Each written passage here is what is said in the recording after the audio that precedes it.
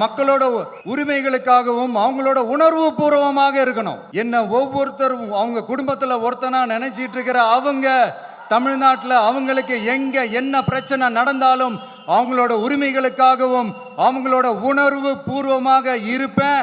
எப்பவுமே அப்படிதான் இருப்பேன். மக்கள் உணர்வுகளை மதிக்க தெரியாத, மக்களுக்கு அடிப்படை சமூக நீதியான பாதுகாப்பை கூட உறுதி செய்ய இயலாத கூட்டணி கணக்குகளை மட்டுமே நம்பி இருமாப்புடன் 200 வெல்வோம்.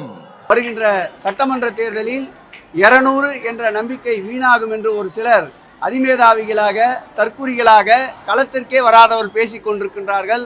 எங்களுடைய நிலைப்பாடு 200 அல்ல, 234 திராவிட முன்னேற்ற கழகம் வருகின்ற சட்டமன்ற தேர்தலில் கைப்பற்றும் வில்லிலிருந்து புறப்பட்ட அம்பாக திராவிட முன்னேற்ற கழகத்திற்கு எப்படியெல்லாம் இது போன்ற அவதூறுகள் ஏற்படுகின்றதோ அப்பொழுதெல்லாம் 80 கிலோமீட்டர் வேகத்தில் பயணித்துக் கொண்டிருக்கின்ற திராவிட முன்னேற்ற கழக தொண்டன் 100 கிலோமீட்டர் வேகத்தில் பயணிப்பான்.